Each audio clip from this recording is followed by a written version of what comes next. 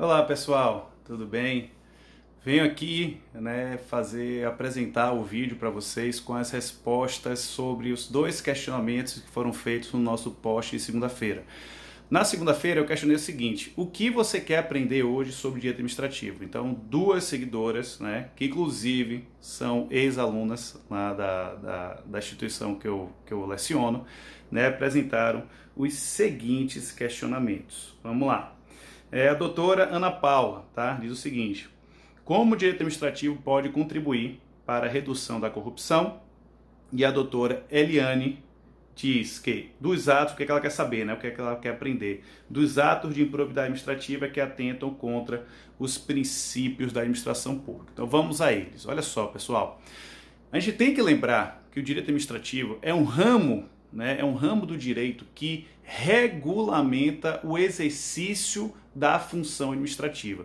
Nós sabemos que essa função administrativa é uma atividade típica do Poder Executivo, mas também é atípica no Poder Legislativo e no Poder Judiciário. Aquela questão de funções típicas e atípicas, que eu acredito que a gente não pode ficar também explicando muito, porque acaba deturpando um pouco a ideia do vídeo. Mas eu quero saber o seguinte: professor, como é que o direito administrativo ele pode auxiliar no combate à corrupção? Doutores, então o direito administrativo ele vai regulamentar o exercício dessa função administrativa. E dentro dessa função administrativa, nós temos a atividade de administração, gestão de recursos públicos, ou seja, da utilização desses recursos públicos. E dentro também do direito administrativo, nós temos alguns princípios basilares, princípios que estão no caput do artigo 37, que é o famoso LIMP. Quem estudou já direito administrativo sabe que tem um mnemônico bem famoso, que é o LIMP, que é a legalidade, impessoalidade, moralidade, publicidade e eficiência. E eu vou destacar nesse momento aqui dois princípios que estão voltados para o combate à corrupção. Nesse caso aqui eu vou destacar o princípio da legalidade e o princípio da moralidade. Em relação ao princípio da legalidade, doutores, o que é que eu tenho a dizer para vocês? O princípio da legalidade nada mais traz que a administração pública ela só pode realizar qualquer tipo de atividade, ela só pode agir se essa ação estiver prevista em lei. Então, o que é que eu quero dizer? Não há uma liberdade para o gestor ele utilizar da administração pública da forma que ele bem entender. Não. Ele precisa, para utilizar dessa administração pública, que ele cumpra todos os deveres legais inerentes ao exercício dela. Então, quando eu falo que existe a legalidade, logicamente a gente pode perceber que as atividades de corrupção não são atividades que estão legalizadas. Logicamente que não, Inclusive, o outro princípio vai deixar isso muito claro. Quando nós estamos diante de uma situação de má utilização de recursos públicos, além de estar propriamente violando esse princípio da legalidade, ou seja, quando eu falo que está mal utilizando os recursos públicos, de que forma? Pegando recurso e desviando. Isso é corrupção. A corrupção pode ser formativa ou passiva. Então, quando há uma atuação do agente, ele está recebendo ou dando vantagem, então, logicamente, isso não está previsto na lei. Inclusive, isso é uma imputação penal, é um crime definido na própria legislação penal. Mas o que eu quero chamar a atenção é que, quando ele também utiliza de forma indevida esses recursos públicos, ele também acaba violando também a própria moralidade administrativa, doutores. E a moralidade administrativa ela traz esse dever, o dever de bom trato com os recursos públicos. Então, quando o gestor ele age de forma corrupta, a gente tem que observar que ele viola dois princípios. O princípio da legalidade, porque isso não está previsto na lei. Na realidade, o que se tiver previsto é para aplicar punições penais, sanções administrativas e sanções cíveis, que a gente vai falar daqui a pouco. E quando ele também está violando a moralidade administrativa, ao qual nós temos uma legislação também que vai trabalhar sobre as sanções cíveis que decorrem desse ato que violou esses princípios agora indicados. E é por isso, doutores, que eu estou falando. Por que eu estou falando desses dois princípios? Porque quando nós temos uma ideia, deixa eu pegar aqui o artigo.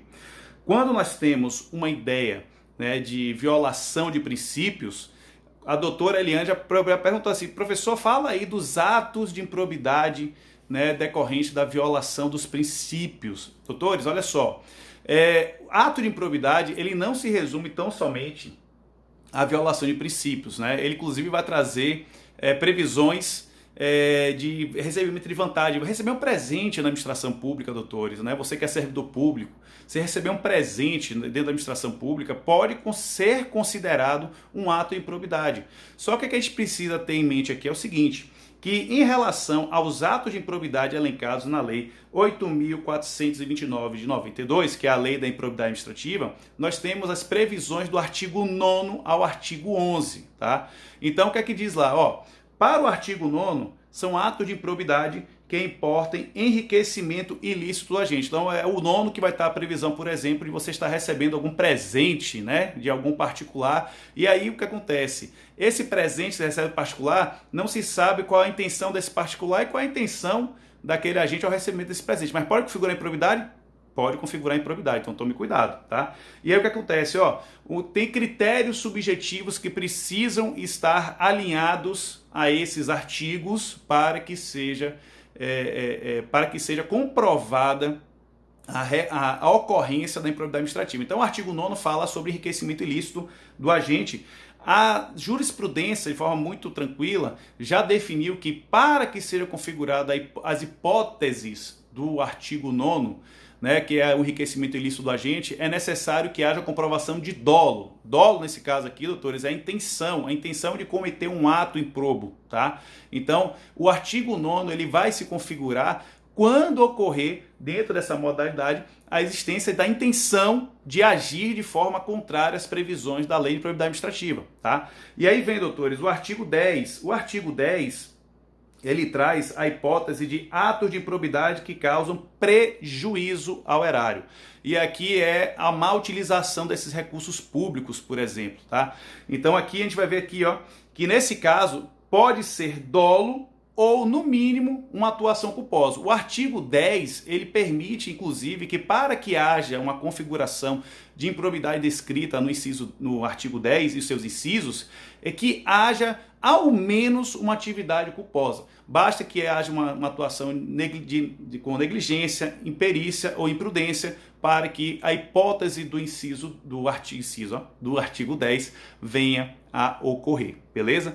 E aí, doutores, nós temos a recém-hipótese, né, inserida pelo artigo 10A, que trata sobre atos de improbidade administrativa decorrentes de concessão ou aplicação indevida de benefício financeiro ou tributário, né? Ou seja, algum tipo de benefício que foi mal concedido ou a má utilização de algum recurso tributário, ou seja, em relação à aplicação desse recurso tributário, tá? Alguns recursos tributários, na matéria de direito tributário, nós veremos que eles terão destinação vinculada, eles terão uma utilização prevista na própria lei. Então não há uma liberdade para o gestor utilizar determinados tributos de forma livre. Então quando há essa violação na má utilização desses tributos, né, em relação à hipótese do inciso 10A, necessariamente para que se configure a hipótese da improbidade do 10A, é necessário que haja o dolo, tá? Ou seja, a ocorrência de dolo específico, tá?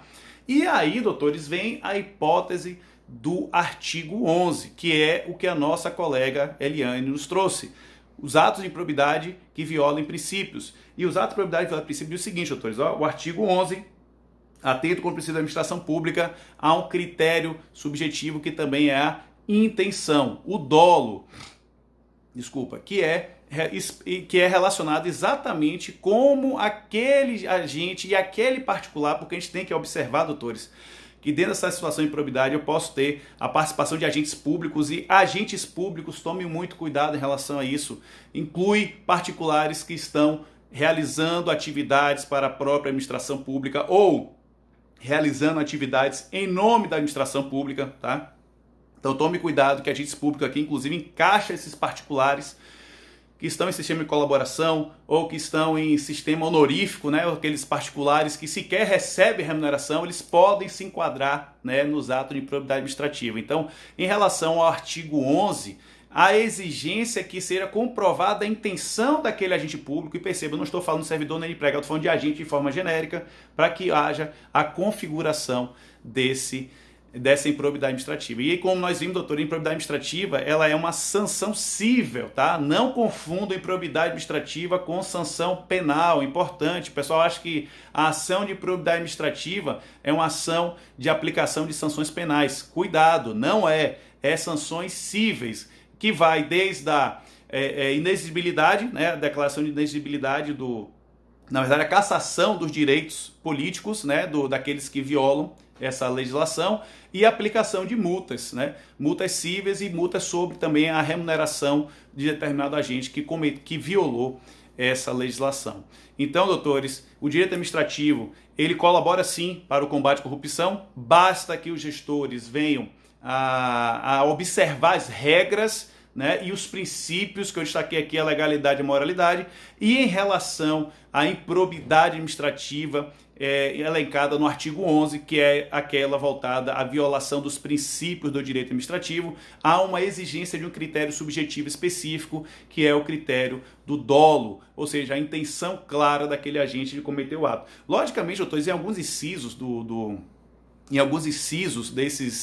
artigo 9º, do artigo 10A e do artigo 11, até a própria realização do ato já configura uma intenção, né, uma clara intenção do agente, mas algumas poderão levar sim uma margem de discussão sobre se houve a intenção realmente daquele agente, né, na utilização da máquina pública de forma intencional ou não intencional. E aí o que acontece? Dentro das defesas, né, em improbidade administrativa, a principal obrigação, por exemplo, do advogado, quando está em atuação de um agente público que está sendo acusado de improbidade administrativa, é demonstrar que aquele agente não cometeu aquele ato improbo, né, descritos no artigo 9º ao artigo 11, com o critério subjetivo exigível para a sua conduta. Então, se vocês tiverem algum cliente, um agente público, esteja respondendo em improbidade administrativa, a obrigação sua de advogado é demonstrar que o critério subjetivo não foi atingido. Que aí, no caso, a maioria, né, do 9º, do 10A e do 11 exige o dolo, mas do 10, o artigo 10, exige apenas a culpa. Então, se o seu agente cometeu um ato, né, do artigo 10, uma improbidade elencada no artigo 10º, tome cuidado, porque aí você vai ter que demonstrar o que? A quebra de nexo de causalidade do ato do seu agente com o resultado danoso para a administração pública, tá? E aí seria uma vertente um pouco diferente. Mas para o artigo 9º, para o artigo 10A e para o artigo 11, a obrigação do advogado é demonstrar que se ele cometeu um ato improbo, esse ato ele foi realizado de forma culposa e não de forma dolosa. Tá bom? Espero que tenha dado pelo menos uma pequena geral, né, do que vocês pretendiam, queridas Ana Paula e querida Eliane. E fique com Deus e novos desafios vão surgir pela frente aí, tá bom? Forte abraço a todos, abraço, boa semana e teremos novidades mais pra frente, tá? Fiquem atentos. Tchau, tchau.